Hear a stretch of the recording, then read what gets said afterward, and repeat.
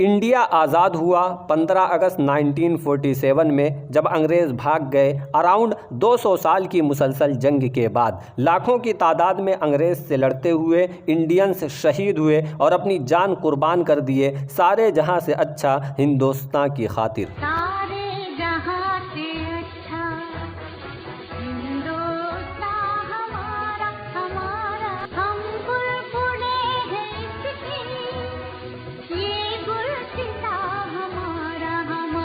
दोस्तों, हरियाणा में एक जगह है हासी। यहाँ पर दो दोस्त रहा करते थे। एक का नाम था हुकुमचंद और दूसरे का नाम मुनीर बैग। हुकुमचंद और मुनीर बैग दोनों ने अंग्रेज़ों का खूब मुकाबला किया और उनकी कई लाशें गिरा दी, लेकिन नाभा, कपूरथला, कश्मीर और पटौदी के राजाओं ने इन दोनों के साथ गद्दारी की और इनको पकड़कर अंग्रेज़ों के हवाले कर दिया। अंग्रेज़ चाहते थे कि हासी के लोग हमेशा के लिए डर जाएं, उनकी हिम्मतें टूट जाएं। इस मकसद के लिए इन दोनों को ऐसी अनोखी सज़ा दी गई कि हिस्ट्री की किताबों में ऐसी सज़ाएं बहुत कम ही मिलती हैं। हुकुमचंद और मुनीर बैग को सज़ा देने के लिए लाया गया। हुकुमचंद जैन धर्म से थे, इसलिए उनको ज़िंदा दफना दिया गया उनके धर्म के ख़िलाफ़। इसी तरह मुनीर बैग को उनके मज़हब के ख़िलाफ़ चिता पर ज़िंदा जला दिया गया। भारत की तारीख में एक ऐसा इंसान भी है जिसने गांधी जी की जान बचाई। उस इंसान का नाम बटक मियाँ अंसारी है। मियाँ अंसारी को ये काम सौंपा गया था कि वो गांधी जी को चंपारण में सत्याग्रह के दौरान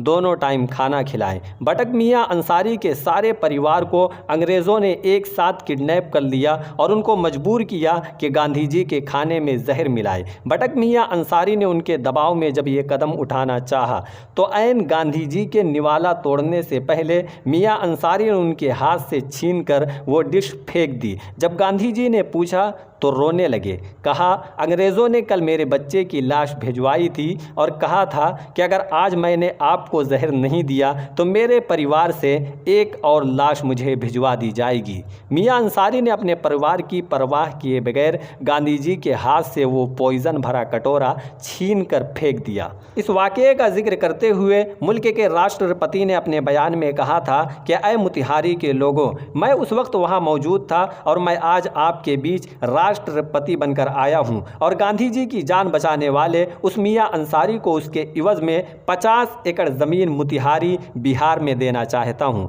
ये अल्फाज हमारे भारत के पहले राष्ट्रपति बाबू राजेंद्र प्रसाद के थे, जिन्होंने 1950 ईस्वी में मियाँ अंसारी को 50 एकड़ ज़मीन देना चाहा। लेकिन मियाँ अंसारी को वो 50 एकड़ ज़मीन कब अलाट की गई तो इसके बारे में लिखा है कि ज़मीन को अलाट करते करते 1957 ईस्वी लग गए और तब तक बटक मियाँ अंसारी इस दुनिया से जा चुके थे। क्या आप जानते हैं कि मुसलमान इंडिया में अफगानिस्तान की साइड से दाखिल नहीं हुए, बल्कि अब रिसर्च ने यह साबित कर दिया है कि पहले मुसलमान केरला में आए थे और इंडिया की सबसे पुरानी मस्जिद जब भी आप विकिपीडिया पर टाइप करेंगे तो वह केरला में मिलेगी, अफगानिस्तान में नहीं। केरला के इन मुसलमानों को मालाबारी मुसलमान कहा जाता है। इन मालाबार मुसलमानों ने गांधी जी के असहयोग आंदोलन में बहुत बढ़ चढ़ के हिस्सा लिया। इस मूवमेंट में हिस्सा लेने की वजह से अंग्रेज़ों ने उन्हें बहुत ज़ोर से कुचला। मालाबार रेबिलियन में चंद्रा लिखते हैं कि मालाबारी मुसलमानों को गांधी जी का साथ देने के लिए 1921 में ये कीमत चुकानी पड़ी कि अंग्रेज़ों के रिकॉर्ड के मुताबिक 2337 मालाबारी मुसलमानों को फांसी दी गई। उनके जो लीडर थे उनका नाम था हाजी गुल मोहम्मद। उन्होंने बताया कि गैर सरकारी रिकॉर्ड में 45,404 मालाबारी मुसलमानों के नाम दर्ज है जिनको अंग्रेज़ों ने फांसी के फंदे पर चढ़ाया था। 127 मालाबार मुसलमानों को बगैर खिड़की वाली एक मालगाड़ी में भरकर खेरोर से बेलारी भेजा जा रहा था। बगैर खिड़की वाली एक छोटी सी बोगी थी, उसमें 127 मुसलमान भरे हुए थे। बीच का एक स्टेशन कोयम्बतूर आता है। वहाँ पहुँचते पहुँचते 70 मुसलमानों ने दम तोड़ दिया और उनकी पोस्टमार्टम रिपोर्ट में लिखा था कि इनकी मौत घुटन की वजह से हुई है। एक बहादुर इंसान जिसके बारे में आपको बताना चाहूँगा वो अशफाकुल्लाह खान थे। अशफाकुल्लाह खान एक बेहतरीन क्रांतिकारी थे। काकोरी में चंद्रशेखर आज़ाद और राम प्रसाद बिस्मिल का साथ देने की वजह से पहले उन्हें इंडोबार निकोबार के काले पानी की सज़ा हुई और बाद में वहीं सूली से लटका दिया गया। अशफाकुल्लाह खान को काले पानी भेजे जाने से एक दिन पहले उत्तर प्रदेश में जब उनका परिवार मिलने मिलने पहुंचा तो वो बेतहाशा रोने लगा। तो अशफाकुल्लाह खान ने उनके बहते हुए आंसुओं को देखा, आंसू पोंछते हुए कहा, अय मेरे घर वालों, तुम आंसुओं को रोक लो। क्या तुम्हें इस बात की खुशी नहीं है कि हर साल जब आज़ादी का दिन आएगा तो राम प्रसाद बिस्मिल और चंद्रशेखर आज़ाद के साथ तुम्हारे भाई अशफाकुल्लाह खान का भी नाम लिया जाएगा। गांधी जी से डांडी मार्च के वक्त पूछा गया कि गांधी जी, अगर अंग्रेज़ आपको डांडी मार्च पूरा होने से पहले गिरफ्तार कर ले तो आपकी जगह कौन लेगा? गांधी जी ने कहा, अगर डांडी पहुंचने से पहले मुझे अंग्रेज़ सरकार गिरफ्तार कर ले तो मेरी जगह अब्बास तैयब जी लेंगे। और गांधी जी कहते हैं कि अब्बास, देखना जब मैं जेल चला जाऊं तो तुम्हारी मुट्ठी से नमक ना छूटने पाए। नमक आंदोलन की वजह से 1932 में जब गांधी जी को अरेस्ट कर लिया गया तो हज़ारों की तादाद में पठान निकल कर आए और सामने खड़े हो गए। हज़ारों की तादाद देखकर अंग्रेज़ घबरा गए और पेशावर से भाग गए। 2 दिन बाद वो फौज का एक दस्ता लेकर आए तो किस्सा खानी बाज़ार में सारे के सारे पठान जमे थे, टस से मस ना हुए थे। अंग्रेज़ ने कहा, खान अब्दुल गफ्फार, हथियार तो पठानों का जेवर होते हैं, तुम्हारे हथियार कहाँ है? अब्दुल गफ्फार का जवाब था कि गांधी जी से हमने एक वादा कर रखा है कि अब हथियार नहीं उठाएंगे, इसीलिए हमने अपने जेवर को उतार फेंक दिया है। और कहा, गांधी जी से हमारा वादा है कि अब हथियार तो छोड़ो, हाथ तक नहीं उठाएंगे। वहाँ पर जो लोग जमा थे उनकी फ़ोटोज़ आज भी गूगल और विकीपीडिया पे मौजूद हैं। सामने की 2 सफ़ में बच्चे खड़े हैं और पीछे हज़ारों की तादाद में पठान खड़े हैं। फिर अंग्रेज़ों के कहने पर उस दस्ते ने अपनी बंदूकें लोड की, मगर इससे पहले कि गोली चलाते उस दस्ते ने अपनी बंदूकें ये कहकर फेंक दी कि हमारे देश में एक जलियांवाला बाग काफ़ी है, निहत्तों पर हम गोली नहीं चलाएंगे। इस दस्ते को गढ़वाली रेजिमेंट कहते हैं, जो असल में इसमें इंडियंस ही थे जिनको भरकर अंग्रेज़ों ने एक फ़ौज बनाई थी। अंग्रेज़ों ने खुद अपनी बंदूकें उठाई और इन पर फायरिंग की। 270 लोग मारे गए। क्या आप जानते हैं कि भारत सरकार ने खान अब्दुल गफ्फार को क्या इज्जत दी है?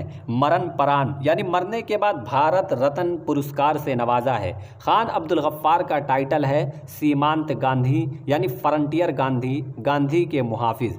भारत रत्न पुरस्कार जो इंडिया का सबसे बड़ा पुरस्कार है उन्हें दिया गया जबकि वो अफ़गानी थे और अफ़गानिस्तान उस वक्त इंडिया का हिस्सा था।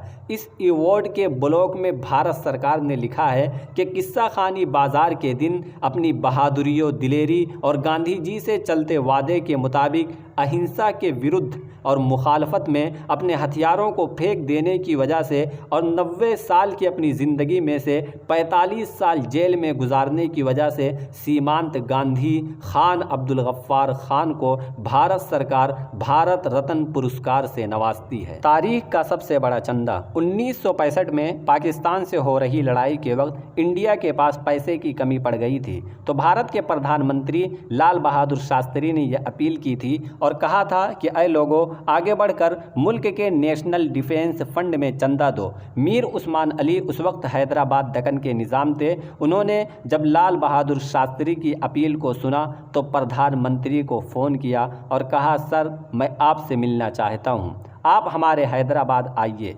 प्रधानमंत्री ने कहा, देखते नहीं जंग चल रही है पाकिस्तान से। कहा, सर इसी सिलसिले में तो मिलना है। गूगल पर फ़ोटो मौजूद है जिसमें देश के वज़ीर आज़म लाल बहादुर शास्त्री नवाब मीर उस्मान अली से हाथ मिलाते हुए नज़र आ रहे हैं। क्या आप जानते हैं 1965 में पाकिस्तान के ख़िलाफ़ लड़ाई के लिए इंडिया की तारीख़ का सबसे बड़ा चंदा दिया गया था। आज 2024 तक वो रिकॉर्ड टूटा नहीं। इंडिया को सबसे बड़ा चंदा मीर उस्मान अली ने 5000 किलो सोना दिया था यानी 5 टन सोना। ये वो चंदा है जिस चंदे को आज तक किसी ने किरास नहीं किया इस देश की हिफाजत के लिए जो दिया गया था। ये थी फ्रीडम फाइटर की कुछ कहानियाँ। वीडियो कैसी लगी कमेंट में ज़रूर बताना।